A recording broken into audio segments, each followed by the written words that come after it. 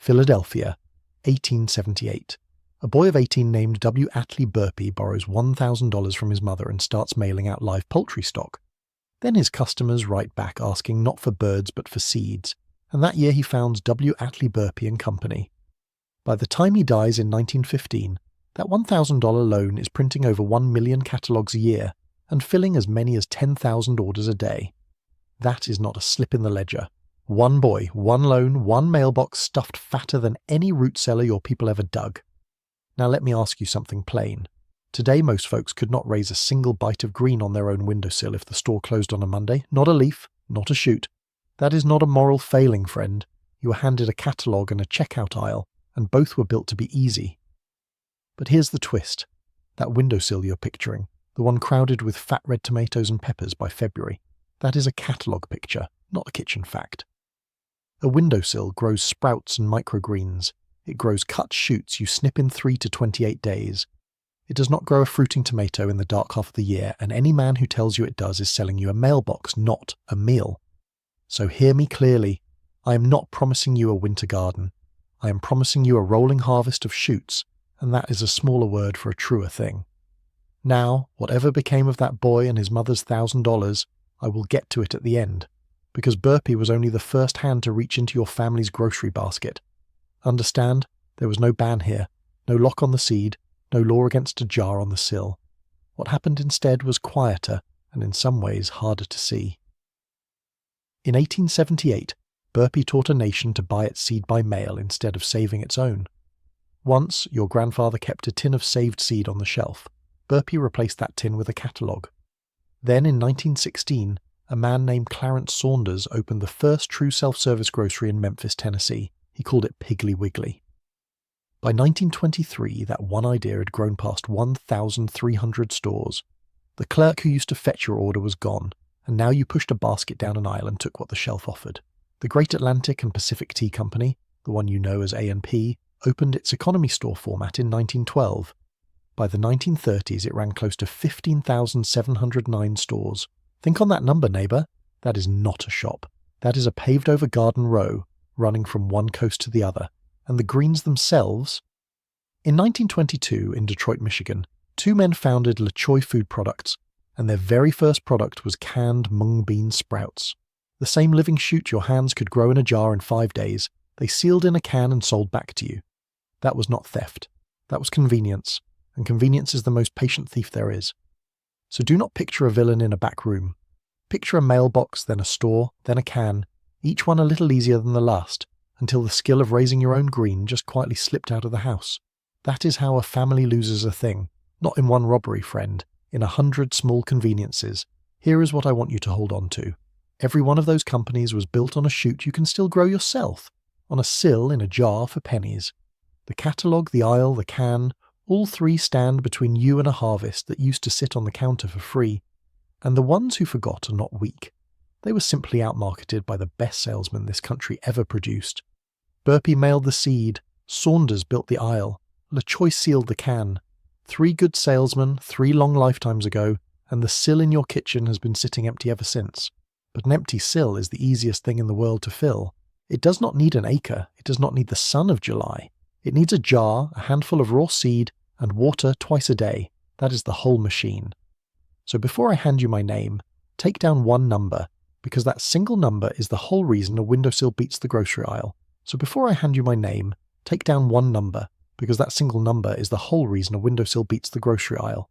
Raw seed from your own pantry runs under 20 cents an ounce. The same greens, cut and boxed and stacked in the cold case, sell for $2 to $4 an ounce, near as I can figure the range. That is the whole argument. That one gap, 20 cents against $2 to $4, is the money hiding in your cupboard. So I built you a plain checklist, 1 page, free. It walks you through which pantry seeds wake up and which ones lie there dead, and it hangs on that single number, under 20 cents an ounce. Keep that in your head like a nail keeps a coat. Now the name. I am Christopher Marin, and my family has worked this same patch of ground for 7 generations.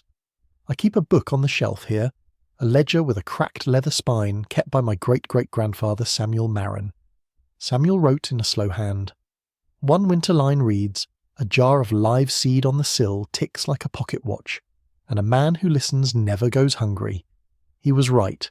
A jar of soaking seed does tick. You cannot hear it, but it is counting down to supper. Before we start the count, let me show you two things waiting at the bottom of this list, and then walk right past them. Number 4 is a batch of sprouts that sickened 44 people across 11 states back in 2010, and I will name the grower when we get down there, not before. Number 5 is a common pantry seed that a 2021 study calls a coin flip, alive in one bag, dead in the next. 2 loose threads. I am not pulling either one until we are near the floor of this list, so sit tight. Here is the promise I make out loud. I put the whole method, every seed, every soak time, every safety line into my book, so a family can feed itself off a single windowsill through the meanest month of the year. That is the book. I will not sell it to you twice, so that is the last you hear of it. One favour, and it costs you nothing.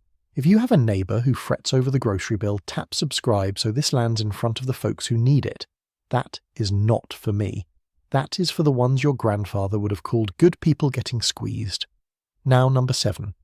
In 2009, 3 people, Faraj Puri, Eric Haley and Jen Frymark, started a company called Gotham Greens. By 2011 they had raised a commercial greenhouse on a Brooklyn rooftop, growing greens over the tar and the traffic of New York City. Today their boxes sit in more than 2,000 stores, Whole Foods and Target among them. Think on that. A rooftop farm feeding the biggest city in the land, and every leaf of it is the same shoot you can raise in a jar on your own sill. Here is the honest arithmetic. A one-time jar kit, a wide-mouth quart jar with a steel mesh lid and a little starter seed runs about $22.22. You buy it once.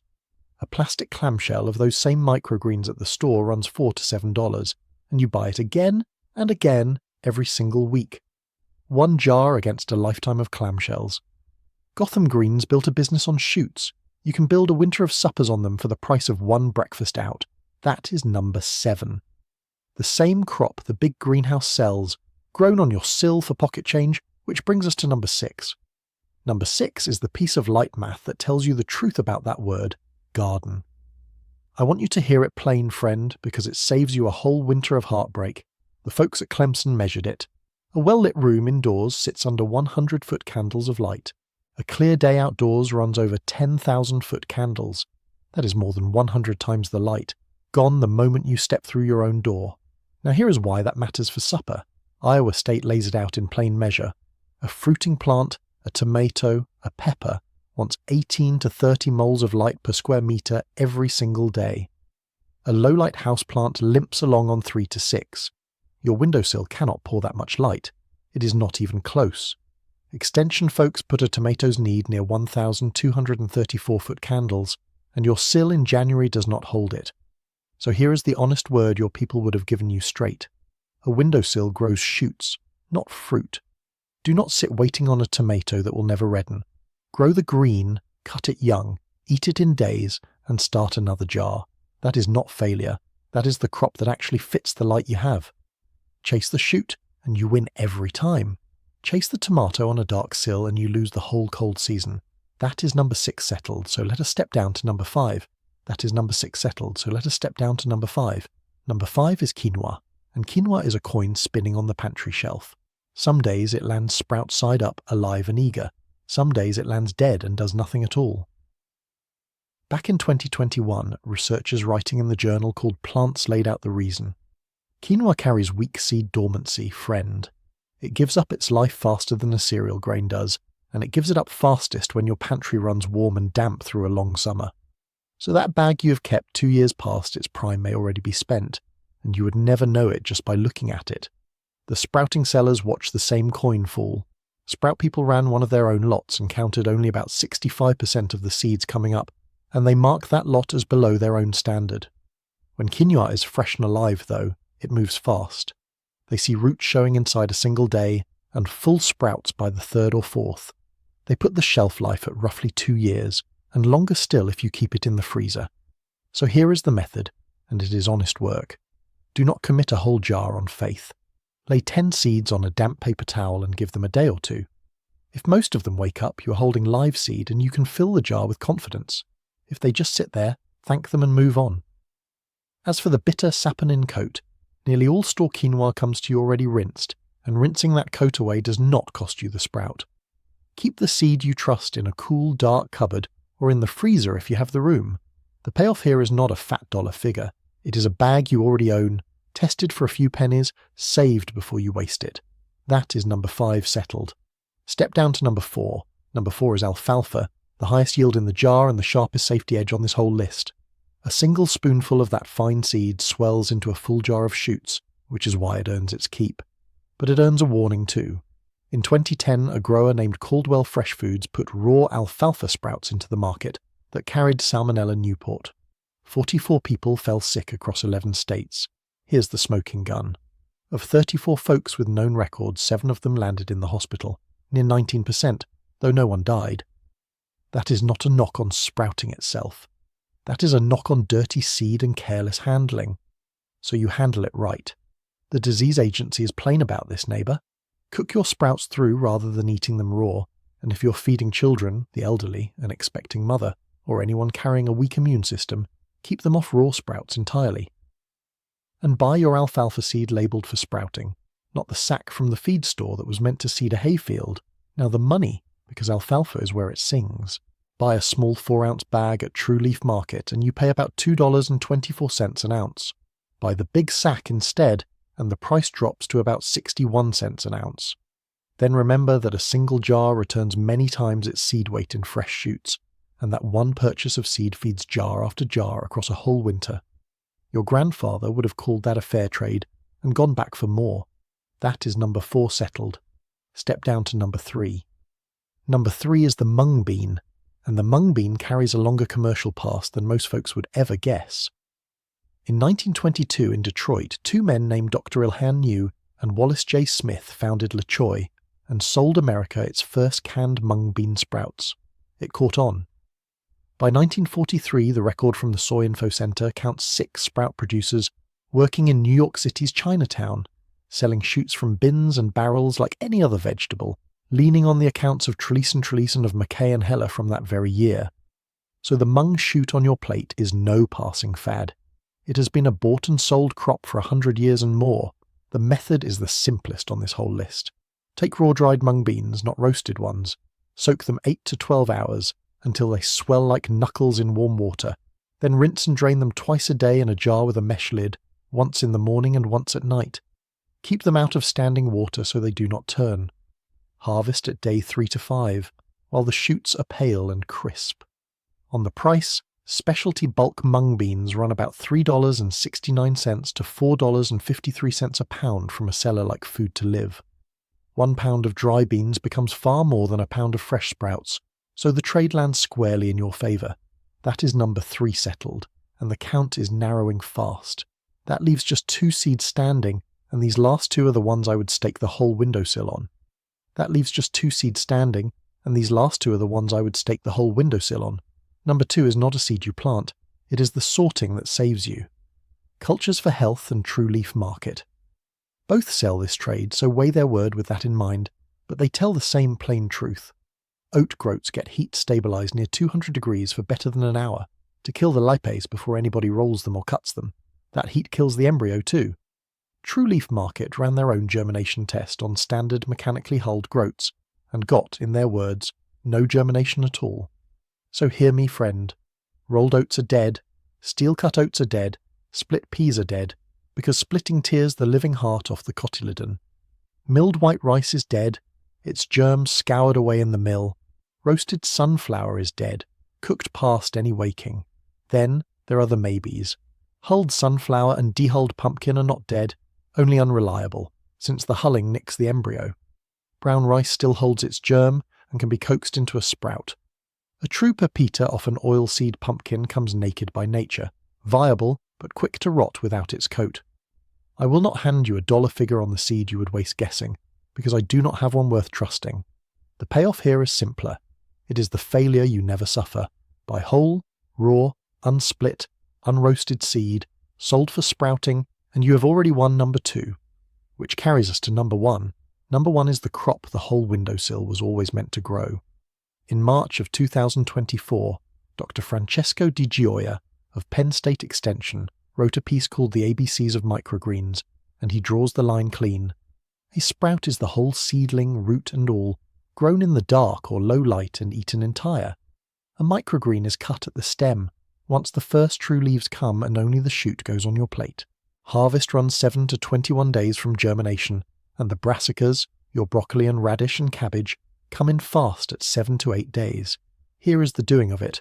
For sprouts, soak your seed, then rinse and drain twice a day in a jar with a mesh lid, and watch them rise like green stitches through a seam. For microgreens, broadcast the seed across a damp medium, a shade under a 1/4 inch deep, which is common bench practice more than gospel. Mist it daily. Cut at the first true leaves. That is the whole craft. True Leaf Market alfalfa seed runs about $2.24 an ounce in the small bag, and drops towards 61 cents an ounce by the sack. Store-bought microgreens ask roughly $2 to $4 an ounce near as I can gather. Same green shoot. One of them empties like a leaky bucket every clamshell you buy. The other refills from a jar on your sill. So tonight, before the light goes, set 1 jar to soak. 1 handful of alfalfa or lentil, a rinse, a slanted drain, and let it be. That is the final step, and it is small on purpose. Now tell me something in the comments. Of these last two, the dead sorting or the living shoot, which one did your people already know and just never wrote down? I read them. I mean that. The one that gets the most comments is the one I build next. None of this waste was your doing, friend. A boy of 18 borrowed $1,000 from his mother in 1878, and by the time W. Atlee Burpee died in 1915, he was mailing better than 1 million catalogues a year, 10,000 orders a day at the peak. A whole nation traded a pantry of saved seed for a mailbox of bought seed, and did it gladly. Whatever became of Burpee, well, here it is. His company outlived him, and it still mails that catalogue to this day. But the shoots you cut tonight need no mailbox at all. They answer only to water, and a windowsill, and your own 2 hands. Next time we leave the jar and go down to the root cellar. I want to show you the old way of banking apples and roots in sand and straw through a hard winter, the barrel and the pit and the buried crock your great-grandmother trusted before the refrigerated truck ever rolled. Same idea as this one. Food kept close. Food kept yours. If a thing here saved you a step, do one small kindness. Follow along, not for me, but so the next soul hunting these ways finds them faster than you did. That is all I ask. Keep the old ways. They kept us.